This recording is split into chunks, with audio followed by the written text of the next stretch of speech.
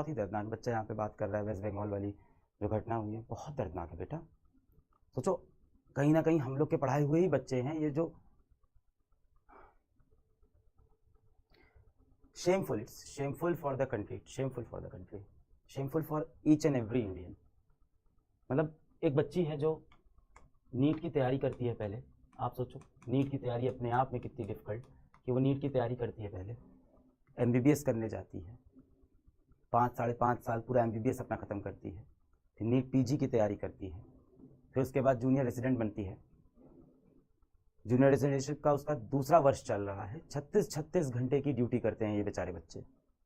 सभी डॉक्टर्स की ज़िंदगी ही ऐसी है। मैं कई बार बोलता हूँ कई लोग को बहुत ग्लैमराइजिंग प्रोफेशन लगता है, नहीं भाई बहुत डिफिकल्ट प्रोफेशन है। मैं हॉस्पिटल के अंदर बहुत समय रहा हूँ, मेरे पिताजी 1.5 साल हॉस्पिटल में एडमिट थे। इतनी डिफ़िकल्ट, इतनी जवाबदेही वाली ये जो पेशा है, नौकरी है, जो कह लो प्रोफेशन है। 36 घंटे 48 घंटे लाखों के साथ बेचारे घूमते रहते हैं, बेड पे थोड़ा सा बैठते हैं, सो जाते हैं। इस बच्ची का भी वही केस है अगर आप ध्यान से देखो तो। मतलब जितना मैंने अभी तक न्यूज़ में देखा यही है कि उसने रात को 11 बजे अपनी मम्मी को कॉल किया कि मम्मी मैं यहाँ बढ़िया हूँ हॉस्पिटल में, ठीक है, 36 घंटे से सोई नहीं हूँ, अभी फिर राउंड पे जा रही हूँ, अपने काम पे जा रही हूँ, आप सो जाओ मम्मी, पापा आप भी सो जाओ, सब सही है। माता पिता भी सोचे कि हाँ ठीक है, हॉस्पिटल में है, दूसरों की जान बचा रही है, नेकी का काम कर रही है मेरी बेटी, सो गए। रात के 2 बजे जाके वो बिटिया खाना खा रही है। बच्चे ही तो हैं ये सब। आज सेकेंड ईयर जूनियर रेजिडेंशिप में है। हम लोग ने जब पढ़ाना शुरू किया था तब से अब देखें तो बहुत छोटे बच्चे हैं हमारे लिए, छोटे बच्चे हैं, छोटे बच्चे। रात के 2 बजे कोई इंसान खाना खा रहा है हॉस्पिटल के अंदर। सोच रहे हैं मतलब अपने हॉस्टल भी नहीं जा पा रहे हैं वो। हम लोग तो बाहर कभी चले जाते हैं, बाहर खा लिया, कहीं कोई कैंटीन में खा रहा है, किसी की तो घर में मम्मी पापा खाना बना के दे रहे हैं भाई, रात के 9 बजे एकदम पूरी तली हुई एकदम प्लेट में, और रात को 2 बजे हॉस्पिटल में खाना खा रहे हैं, किसके बाद अभी फिर राउंड पे जाना है, और सोने के लिए वापस अपने हॉस्टल तक नहीं जा पाते ये बच्चे। इतनी टफ ये प्रोफेशन है, इतना खराब डॉक्टर टू पेशेंट रेशियो है हमारे यहाँ, इतना प्रेशर है ऐसे हॉस्पिटल्स में। वो बच्ची सोचती है कि ठीक है राउंड ले रहे हैं, कहाँ कहाँ लेट जाऊँ मैं, यहाँ कहीं कहीं छोटा सा एक बेड है, थोड़ी देर के लिए कमर सीधी कर लूँ, फिर काम करना है। पास में एक रूम है, सेमिनार रूम जैसा है, वहाँ पे उसने सोचा कि थोड़ी देर लेट जाती हूँ, और उसको बहुत सिक्योर है कि मैं हॉस्पिटल में हूँ, मैं लोगों की जान बचाने के लिए यहाँ हूँ, मैं तो इस काम से यहाँ तो मैं पूरी तरह से सुरक्षित हूँ, सेफ हूँ।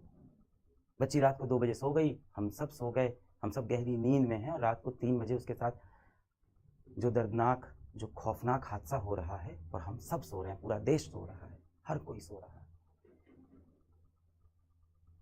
एक तरफ हम बात करते हैं बेटियों को पढ़ाओ, बेटियों को आगे बढ़ाओ, विमेन एम्पावरमेंट, लड़कियों को नौकरी में होना चाहिए, लड़कियों को डॉक्टर बनना है, इंजीनियर बनना है, बिजनेस टाइकून बनना है, और एक तरफ एक बच्ची इतने स्ट्रगल के बाद, 7-8 साल का ये पूरा स्ट्रगल हो जाता है, 11th क्लास से जोड़ो तो ये 10 साल का पूरा स्ट्रगल, इसके बाद वो एक जॉब पे जाती है जहाँ 36 घंटे की नौकरी है, जहाँ आप खाना खाने के लिए घर नहीं जा सकते, जहाँ आपको सोना है तो वहीं आसपास कहीं बिस्तर है, कहीं एक चेयर लगी है, उस पर बैठ के ऐसे सो रहा है बेचारा।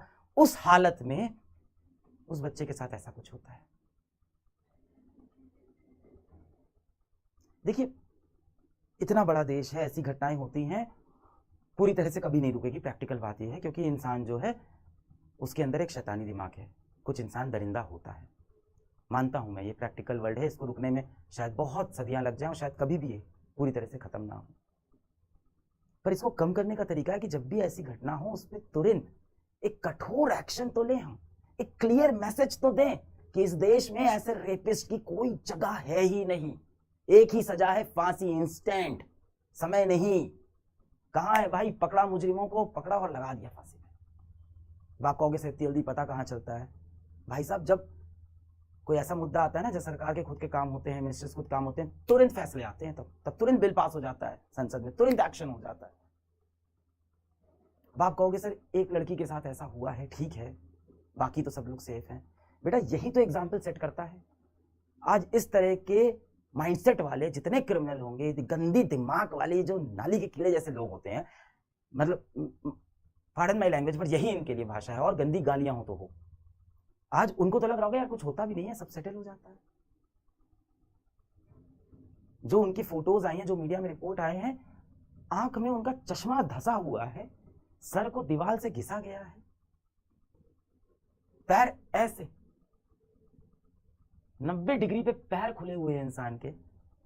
क्या जानवर वाला सलूक हुआ है। और इसके बाद, ये सब होने के बाद, सुबह सुबह उनके माता पिता को हॉस्पिटल से कॉल जाता है कि आपकी बेटी की तबीयत बहुत खराब है, आप हॉस्पिटल आ जाइए। क्योंकि अभी हॉस्पिटल का जो प्रशासन है उसको भी नहीं समझ में आ रहा है कि ये बात हम कैसे बताएं, कितनी बदनामी हो जाएगी, ना जाने कौन लोग इसमें इन्वॉल्व होंगे, उनका नाम आ जाएगा, पता नहीं अंदर क्या है, कितना घोटाला है, कितनी गड़बड़ी है इसके अंदर, किसी को नहीं पता। माता पिता सुबह 7 बजे उठ रहे हैं, रात को 11 बजे बिटिया ने फोन करके कहा था कि पापा सो जाओ, मैं हॉस्पिटल में हूँ, जान बचा रही हूँ लोगों की, नेकी का काम कर रही हूँ। सुबह 7 बजे पिताजी माताजी उठते हैं, आपकी बेटी की तबीयत बहुत खराब है, जल्दी से हॉस्पिटल आ जाइए। इसके बाद वो जब दूसरी बार कॉल करते हैं तो उनको पता है क्या बोला गया, कि आपकी बेटी ने आत्महत्या कर ली, सुसाइड कर ली है। ये दिखा रहे हैं कि लड़की का कहीं ना कहीं मानसिक संतुलन सही नहीं, डिप्रेशन में थी। आज तो पोस्टमार्टम रिपोर्ट आ गई है, पूरा साफ है कि इसके अंदर रेप हो रखा है बच्ची का। पर पहले क्या, एकदम मामले को दबा दो, क्या है, कुछ नहीं है, कुछ नहीं, सुसाइड हुआ है, डिप्रेशन में थी। हाँ ठीक है, वर्कलोड ज़्यादा है, डिप्रेशन में थी, सुसाइड कर ली। माता पिता जब हॉस्पिटल पहुंचते हैं तो उन्हें हॉस्पिटल के अंदर जाने ही नहीं दिया जाता।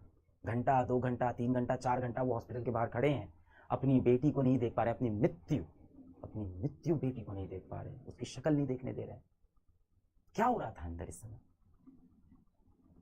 क्या हो रहा था? प्लानिंग चल रही थी कि कैसे संभाला जाएगा, कैसे इज्जत बचाएं हम हॉस्पिटल की, कैसे इज्जत बचाएं हम इस स्टेट की, कैसे इज्जत बचाएं हम सरकार की, कैसे इज्जत बचाएं इस पूरे सिस्टम की। बाहर एक बाप कह रहा है कि मेरी बेटी को देखने दो।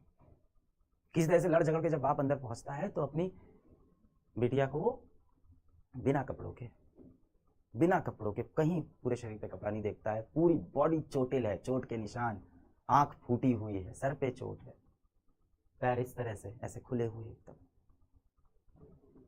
तब जाके कहीं हाँ एक्सेप्ट होता कि नहीं अच्छा सुसाइड नहीं है, हाँ तो पकड़ा गया। देखिए मैं प्रैक्टिकल हूँ, ये चीजें हर देश में है, होता है, दरिंदे लोग हैं, पर ऐसी घटना होने के बाद तुरंत एक्शन लेना पड़ेगा, एक एग्जाम्पल सेट करना पड़ेगा, एक उदाहरण देना पड़ेगा कि इस देश में ऐसे लोग की जगह नहीं है। ऐसे क्या, इसके आसपास सोचने वालों की, लड़कियों को उनके बिना इजाजत के हाथ लगाने वालों की भी इस देश में जगह नहीं है। हम लोग अपने कंपनी में जब काम करते हैं, कोई भी चोरी की घटना आ गई, कोई भी करप्शन की घटना आ गई, वो चाहे 500 रुपए की हो, 5 लाख की हो, मैं तुरंत बोलता हूँ स्ट्रिक्ट एक्शन लो, ताकि बाकी सब इस बात से डर जाए। जब भी ऐसा कुछ हो तो तुरंत एक्शन लो। यहाँ पे अब आपको ये नहीं सोचना है कि एक्शन लेने से क्या होगा, इसके पॉलिटिकल कनेक्शन कौन से हैं, इसके पास पैसा रुपया कौन सा है, क्या मैं तुरंत आप एक्शन। कोई एक्शन नहीं भाई साहब, सुसाइड है, दबा दो भाई।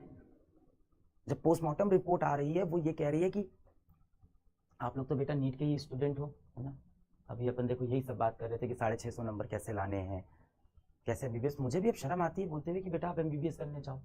आए दिन कुछ ना कुछ ऐसा हो रहा है। एक तो वहाँ पे वर्क कल्चर ऐसा है, ये प्रेशर में तो है ही डॉक्टर, काम तो ज़्यादा है ही है। उसके बाद ये सब होता है, मैं कैसे बोलूँ 650 नंबर लेके आ बेटा जाओ, फिर ये होगा, इतनी मेहनत करने के बाद ये होगा तुम्हारे साथ। आप लोग तो नीट के एस्पिरेंट हो। जो सीमेन सैंपल मिला है वो पोस्टमार्टम में क्लियर दिखा रहा है कि 1 से ज़्यादा लोग थे। अमाउंट ऑफ सीमेन, जितना सीमेन मिला है, जितना स्पर्म्स मिले हैं, जितना काउंट मिला है, जितना क्वांटिटी है, वो एक व्यक्ति का नहीं है। उसके बाद क्या होता है, 24 घंटे के अंदर, क्योंकि मीडिया में हाईलाइट हो गया, तो एक व्यक्ति को पकड़ा जाता है और कितनी आसानी से पुलिस कहती है कि उसके कान का एयरपॉड, ब्लूटूथ एयरपॉड है क्या है, कि उसके कान का एक ब्लूटूथ डिवाइस वहां पे वो छूट गया था, उससे वो छोड़ के चला गया था। और वो व्यक्ति की भी आप डिटेल देखो, वो 4 बजे सुबह हॉस्पिटल पहुंचा है, 4 बजे के आसपास, 6 साढ़े 6 पे जाके अपने घर में सो गया और अपना ब्लूटूथ एयरपॉड वहां पे रख के चला गया कि हमें पकड़ लेना। और पुलिस ने पकड़ा भी कैसे, कि ब्लूटूथ एयरपॉड उठाया और हॉस्पिटल के स्टाफ में सबके ब्लूटूथ ऑन कराए, देखते हैं किसके फोन से मैच करेगा। व्यक्ति तभी पकड़ा जाता है, अपना गुनाह भी कबूल कर लेता है, कहता है हाँ मैं ही था। पोस्टमार्टम रिपोर्ट अब ये साफ दिखा रही है कि 1 से ज्यादा व्यक्ति थे, और ये कह रहा है मैं ही था, यानी यहाँ भी झूठ है। क्यों ये झूठ बोल रहा है, किसने इसको प्रलोभन दिया, पैसे का दिया, धमकी दिया, क्या दिया? ये तो कह रहा है मैं ही था, अकेले था, मैंने किया, मुझे सजा भी दे दो। अब ये मुद्दा CBI पे चला गया है, पर अब CBI पे जाते आते इतने सबूत मिटा दिए गए हैं। जब 3 घंटे तक पिताजी अंदर नहीं आ रहे हैं, पहले बोल रहे हैं आपकी बेटी की तबीयत खराब है, फिर बोल रहे हैं आपकी बेटी ने सुसाइड किया है। जिस कॉलेज में ये हुआ है उस कॉलेज की प्रिंसिपल का बयान नहीं आया। हाई कोर्ट ने यही बोला कि भाई जिस कॉलेज में वो रखा है उस कॉलेज का जो हेड है जो उस कॉलेज का डायरेक्टर है, जो उसका प्रिंसिपल है, उसका बयान नहीं है। उस कॉलेज के प्रिंसिपल ने तुरंत रिजाइन कर दिया कि हम रिजाइन करते हैं, साफ इसको हटाओ यहाँ से। हर मुद्दे में यही होता है, टॉप पे जो होता है उसको रिजाइन करा दो। उसके बाद कहीं आसपास में उसने वापस ज्वाइन भी कर लिया है। जो एक कल्प्रिट है, अपराधी है, उसके मोबाइल फोन से डिटेल निकल आएगी, लोकेशन निकल आएगी, नहीं आ रहा है। अब सीबीआई के पास मुद्दा गया है, खींचेगा मुद्दा, चलता रहेगा। नहीं, बहुत अच्छा काम कर रहे हैं आप लोग, आवाज उठा रहे हैं। आपने ये बोला बैच के अंदर, मुझे मुझे बिल्कुल दुख नहीं है, कोई डिस्ट्रैक्शन नहीं, कोई टाइम, ये टाइम वेस्ट है। किस लिए कर रहे हैं सब पढ़ाई? ये टाइम वेस्ट है। और नीट की तैयारी करके जाके ये सब वो बच्चों के साथ,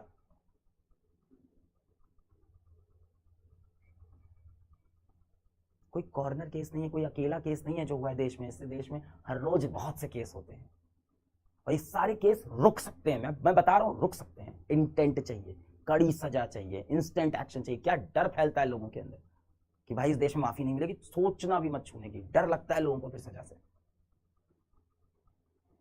पर नहीं, इसको चल रहा है इसके पीछे, सबके पीछे पॉलिटिक्स चल रही है। इसकी गलती, उसकी गलती, इस सरकार की गलती, उस स्टेट, अरे हर स्टेट में होता है ये। आज इनकी सरकार है, कल उनकी सरकार आएगी, सब जगह होता है ये। अभी हॉस्पिटल के अंदर से भी ज्यादा लोग बात नहीं कर रहे हैं, सबको डर है अपनी नौकरी का। भाई एक आम इंसान क्या करता है? अपना रोटी पानी, जिंदगी, बच्चा, बीवी, उसको बच्चे को भी तो स्कूल भेजना है। हमें उम्मीद होती है हर इंसान आवाज उठाए।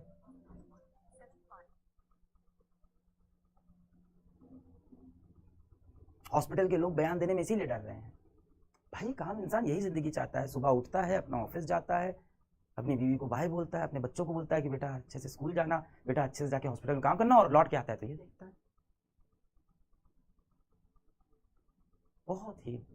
बहुत ही दर्दनाक है। इसका सोल्यूशन यही है, एक्शन। अब देखो इंसाफ तो क्या मिलेगा, वो बच्ची की जो हालत है तो खत्म हो गया ना, तो उस माँ बाप को इंसाफ नहीं मिलेगा। अब जो मिनिमम हो सकता है वो यही हो सकता है कि तुरंत कड़ी सजा हो, पकड़े जाएं लोग। अगर ये गैंग रेप है तो बाकी लोग पकड़े जाएं।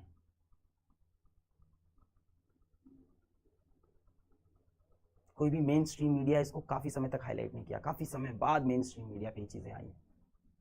डॉक्टर्स प्रोटेस्ट कर रहे हैं, इससे भी एक अलग नुकसान है। अब पेशेंट बेचारा हॉस्पिटल में लेटा हुआ है, डॉक्टर्स प्रोटेस्ट पे, तो क्या करें डॉक्टर्स? बिना प्रोटेस्ट करे काम करते रहे, कल दूसरी लड़की के साथ, कल तीसरी लड़की के साथ, चौथी लड़की के साथ। इसका लड़कियां काम करना छोड़ दें हॉस्पिटल के अंदर? हो गया बंटाधार, पहुंच गया वापस 7 साल 100 साल पहले। हम फिर से सती प्रथा शुरू कर देते हैं, दबा दो लड़कियों को, यही है ना फिर। It's very very very depressing. आप सोच के देखो, आपके घर में आपकी बहन होगी, आपकी कोई दोस्त होगी, आपकी बीवी होगी, आपकी बच्ची हो सकती है। आप तो खैर छोटे हो, आपकी बहनें हो सकती हैं, दोस्त हो सकते हैं।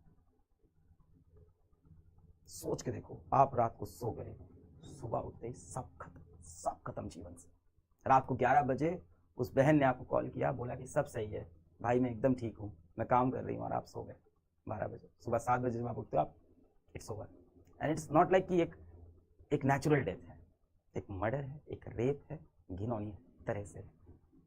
कैसा आपको फील आएगा? वो जो चला होगा पूरा 1.5-2 घंटे पूरा एपिसोड, उसमें क्या वो सफर कर रही होगी, वो पेन वहां से बाहर नहीं पाया। किसी के साथ भी हो सकता है, हम में से किसी के साथ किसी भी दिन में हो सकता है। It's very depressing.